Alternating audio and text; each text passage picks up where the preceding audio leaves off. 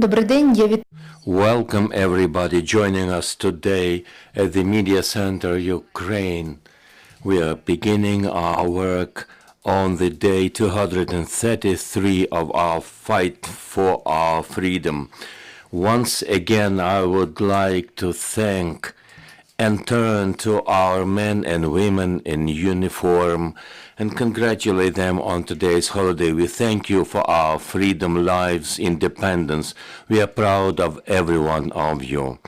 We are about to start talking about the situation in the Kherson region. Online, we have Serhiy Khlan, the Kherson Oblast Council member. Welcome, sir.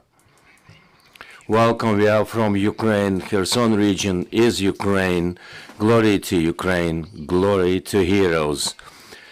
Yesterday, the Gauleiter of the Kherson Oblast mentioned that, as we understand it, that between the lines they are suggesting that the Ukrainian forces are on the move, and they appeal to everyone to leave the territory of the region as soon as possible. If possible, could you comment on that, if you think it's sensible? Indeed, yesterday the day began when the self-appointed governor of the Kherson Oblast mentioned that he appealed to the Russian Federation to make sure that they guarantee the transportation and living conditions for those wishing to leave the Kherson region. Effectively, he asked the leadership of the Russian Federation to evacuate people from the Kherson region. We understand that there is no possibility to get people evacuated. They are talking about something which effectively is deportation.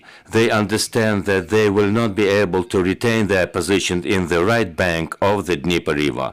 The counter-offensive that we saw last week and something we are witnessing now in the northern direction is indicative that the Ukrainian army is moving forward in deoccupying the region. This particular appeal is testifying of the agony. The only thing they can evacuate is the Gauleiter at the settlement that was liberated from our forces, who was lamenting about her role in the referendum. Now she was forced to evacuate to Kherson. The evacuation that Mr. Salda is announcing is evacuation for the traitors in the region who are under the attack of the Ukrainian forces. These are the people that the occupying forces want to evacuate to Russia. Against this background, I would like to state that all the appeals of the collaborators about the so-called holidays in the schools, in the right bank, Dnieper, something that they announced on the 6th of October. And on the 15th of October, what they announced is the holiday for schools. But in both left and right-hand bank of the Dnieper River, they're now trying to get the register of the children that they want to transport to Russia. I appeal to all the Ukrainian citizens not to fall for this forced deportation that has been announced by Mr. Saldo. And there was a feedback from the Russian Federation to the effect that they will make sure that the transportation will be secured, but I'm saying this is a forced deportation. We also saw the collaborator Stremouso, who in his self-styled manner said that this is not deportation. People, children, will improve their health. Something, we saw such a health rehabilitation when children were taken to the Crimea, and these children effectively have been deprived of their parents. I call on everybody who is able to leave the occupied territories to the Ukraine's free territories Please do this, otherwise try to hide yourselves in safe environment. Everything will be all right at the end of the day. When we talk about the occupied territories of the region, the occupied territory of the Kherson region officially is more than 107,000 square kilometers, including 20 settlements in the Borislav region.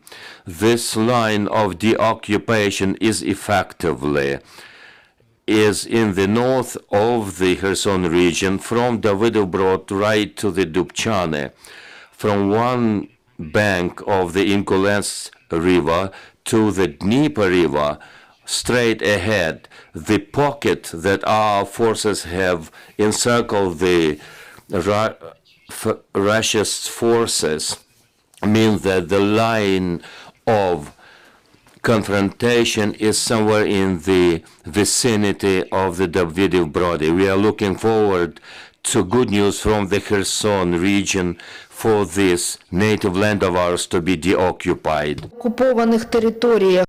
the deoccupied territories, if there is an information available, what the local people are saying, what are their stories as they were living under the occupation. The situation, both humanitarian and military, is very complex. All the crimes committed by the Russian forces, the police is trying to investigate and begin the investigation, tracking down all the crimes in the occupied territories. Sooner or later we'll see the list of all the crimes published.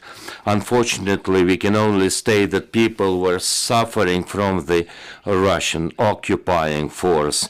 Today's major task is to provide electricity, and we are working on that, including all the services to provide the electricity supply to those localities, including the mobile connection, the internet services in the deoccupied settlements. Thirdly, humanitarian component, meaning that the food and water is provided to the local population. Humanitarianly, the situation is very complex.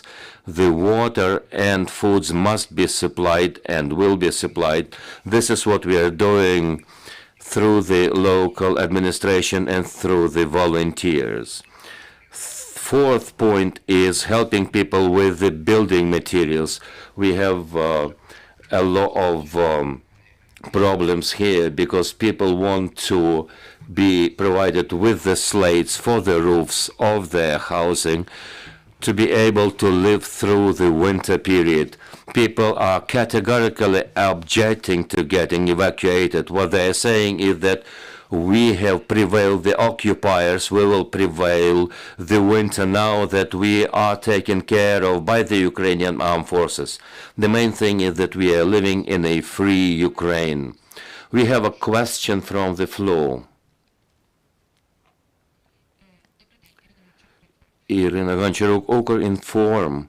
According to your information on the deoccupied territories or liberated territories, how can the humanitarian aid be transported there? Have their demining been completed? And what kind of humanitarian aid is needed at this point in time? Indeed, you can get to practically all the settlements except the 5 settlements that have been liberated recently. We are now doing the cleanup operation very close to the front line. As for the rest of the settlements, volunteers can get there, and they're getting there. The military administration is taking care to make sure that everyone who wants to get there gets a permit to the liberated villages. These permits are issued by the local administration. Such permits are granted to the volunteer organizations. What we are in need of is, first, medicines, and people are turning to us with their requests. Secondly, water, and thirdly, building materials. These have been provided by the volunteer organizations, and we are also helping them. Another question, if I may. You mentioned that the deportation is likely to take place or has been planned, and you advise people what to do. We are all aware about the threats, and my question is about the other category of people staying in the occupied territories, about the men. Perhaps there are not that many of them, people who are eligible to be drafted, the men who have not left the territory for one reason or the other. Is there a possibility to leave those regions? It is clear that we are not in a position to point particular ways to leave that territory because we are being overheard by the enemy. But if there is such a possibility, or there may be some other algorithm of behavior for such men to avoid mobilization, and perhaps those who have been mobilized should surrender, what your advice would be? What kind of algorithm can you publicly announce or prompt in public domain? As for the possibility to leave the territory, the men living there don't have such a possibility. You have to apply for such permits. It should be done online, so effectively people cannot leave those territories. The door-to-door searches are now taking place, and they're trying to identify men in the first place. The forced mobilization in the occupied territories in the Kherson region, we don't see that. The collaborators state that there will be no forced mobilization, but they're now announcing the creation of the so-called volunteer units. And what they say is that only people wishing to join them will be drafted. And of course, they are in no position to organize such volunteer units. If there are collaborators wishing to join them, you see, you cannot imagine that they are willing to be cannon fodder. My advice as of now is for men in particular of the draft age, and I am staying in contact with them. People are hiding now. People are advised not to leave their houses, not to respond to the calls of the occupiers. Once your housing is searched or you are illegally detained, it's better to stay inside, to restrict your circle of people you talk to, because there is a well-developed system of noting and giving informants the ability. Should be waiting for the territory to be liberated. But unfortunately, there is no other recipe.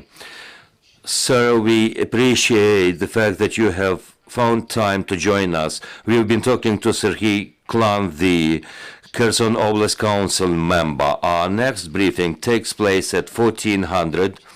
We will be talking to Maria Mezentseva, the member of the Ukrainian Parliament, the head of the permanent delegation of the Verkhovna Rada of Ukraine to the Parliamentary Assembly of the Council of Europe. We'll be talking about the historic decision to recognize Russia as a terrorist state. Stay tuned.